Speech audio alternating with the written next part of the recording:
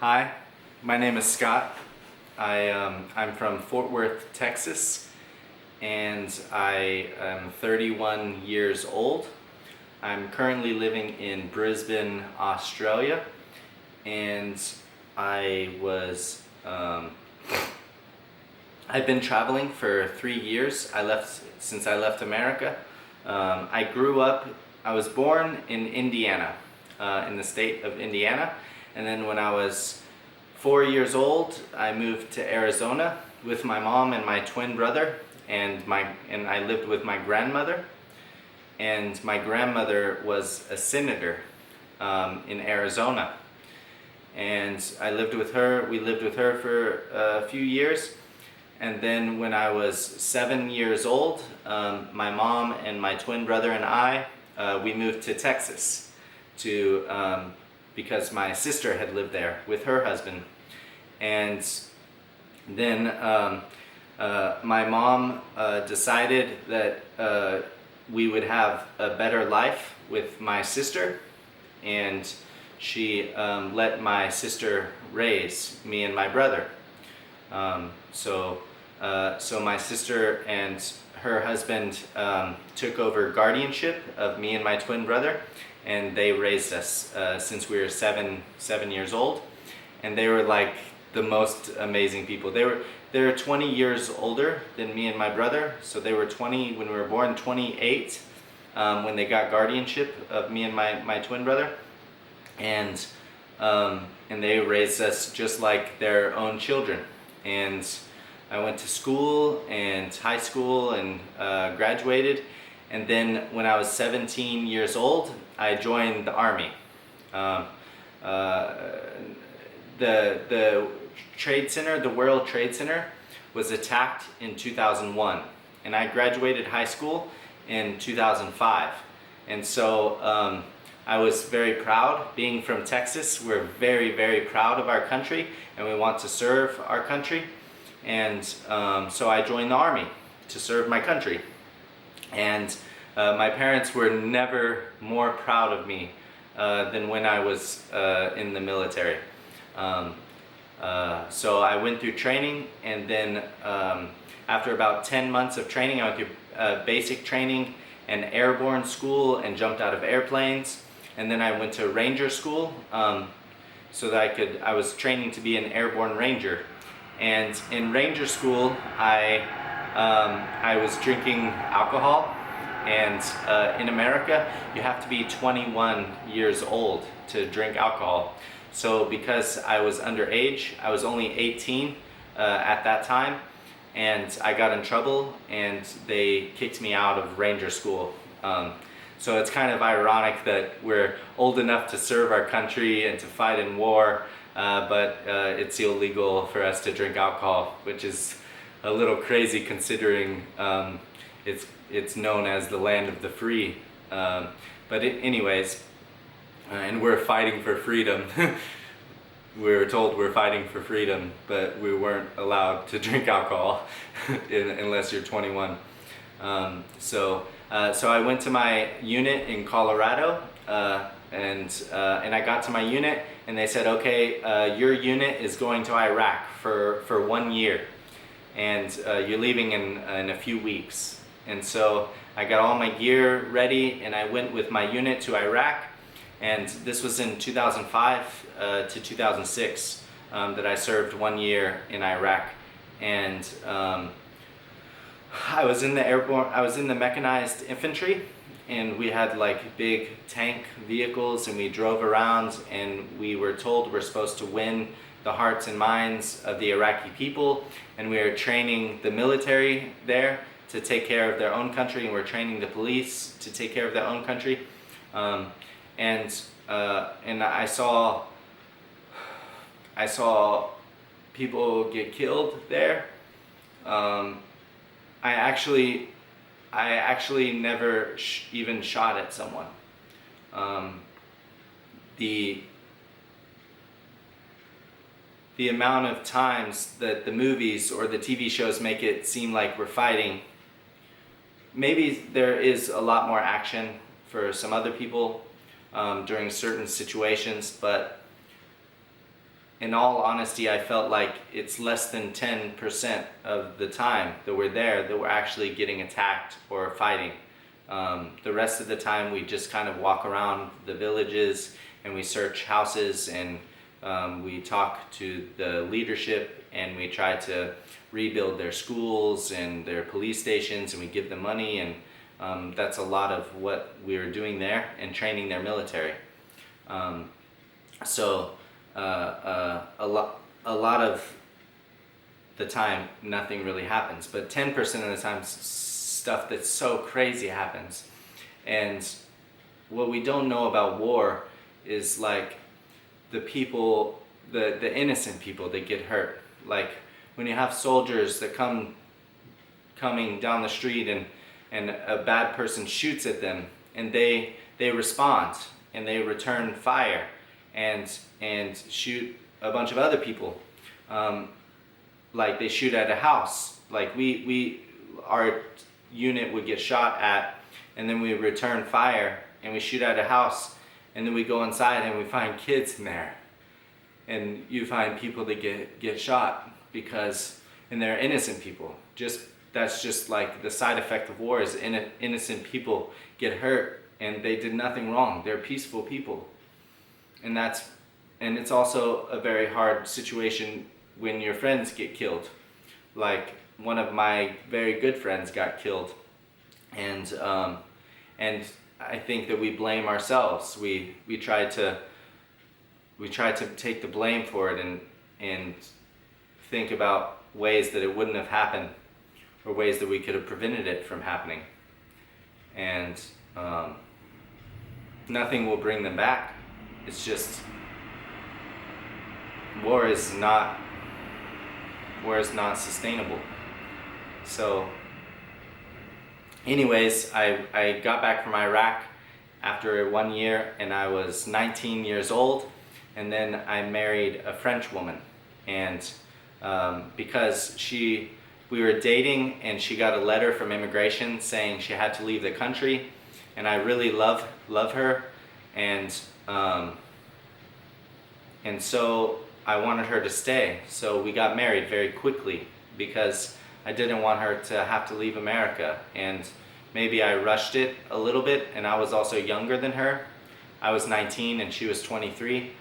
So I was with her for 5 years, and I went to France for 2 months, and I went to Canada for two Christmases in a row, and I got to see more parts of the world. And that also expanded my awareness of the world, because I feel that when we're just caught up in one little place of the world, we only know like what we see. We only can know what people are like because of what we see in other people. But the only way to expand what we know is normal is to see other places in the world. So that's why it's very good to travel around the world, to see all these different places, because then it opens your brain to new possibilities of what can be possible, of what normal is, because every country is different, and every country is unique and beautiful and has amazing qualities about itself that are worthy to be praised, you know? And with regard to diet, with regard to food, with regard to the way that their society functions, every country in the world is unique in that they're all very similar, but they also have unique ways of doing things. And I think what I've learned now, so I had went to France and I went to Canada, and then unfortunately me and my wife, we couldn't stay together because I was having trouble from all of the issues from Iraq, and I wasn't mentally healthy, and she didn't want to have kids with me, and so we got divorced, and I moved back to Texas when I was 21 years old, or 22, and then I met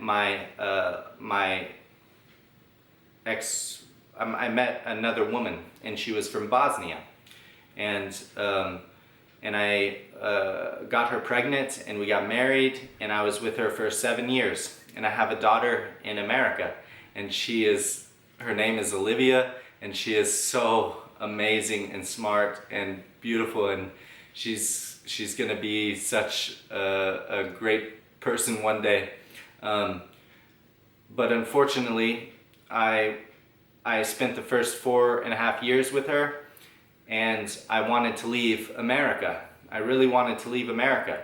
But because of the immigration system, because of the way that it works, I thought the only way to leave was to go to another country on my own, because I could get a working holiday visa. But working holiday visas are only good for 1 year, and you can't bring your family.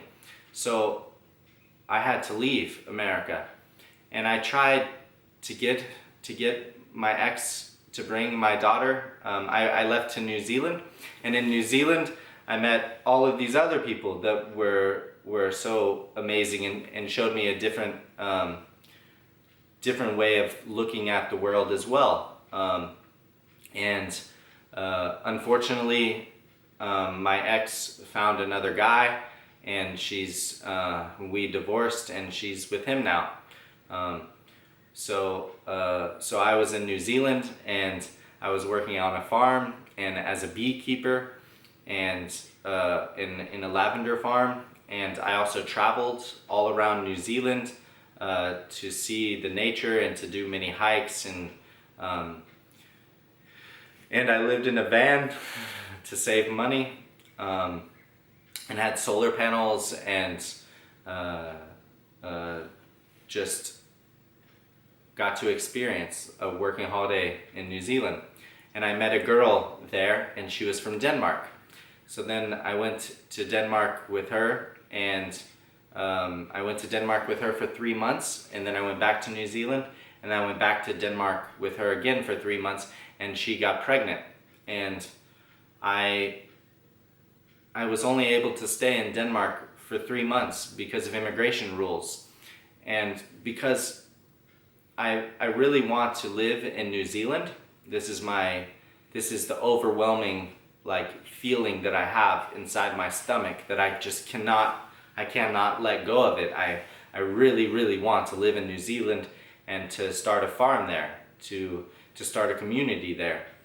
So I had to leave Denmark. I was there when my daughter was born, but I couldn't take them with me to New Zealand because of the way the immigration system is. I couldn't take them with me. So they had to stay in Denmark, and now I'm in Australia trying to figure out how to get back to New Zealand. And I've been here for 10 months, and I met a Chinese girl the day that I got to Australia, and she's from Sichuan, and I fell in love with her. Immediately fell in love with her. And what I found being with a Chinese person totally opened my eyes to the world, to a different way of thinking, because we are different in our thinking. We're also very similar, but it's hard to say how the difference is without being judgmental. So I would just say that we're different, but this difference I could see inside myself, many aspects of myself that think in the same way that Chinese people think. And so I think that is what made me so attracted to her. And I was really in love with her. And unfortunately, we were together for 8 months, and a situation occurred to where she thought that the only reason I was with her was to get a visa. She didn't believe me that I love her. She doesn't believe me that I love her. And so she broke up with me because she thought the only reason I was with her was for a visa. And there was no way that I could prove it to her. And she didn't believe me. So she thought I was just using her for a visa, when in reality I absolutely love her.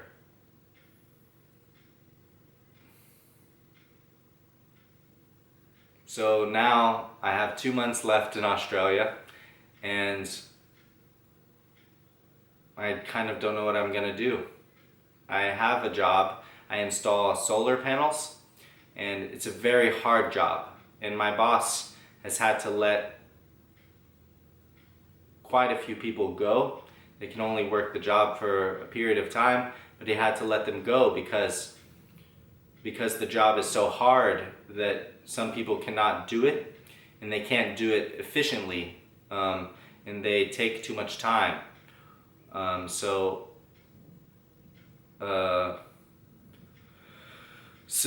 my boss really wants me to stay and work for him, and he wants to sponsor me, but because of the immigration system, he doesn't have a large company, and it's very hard to get approved for sponsorship. Like, he has to prove that he couldn't find people to work for him. And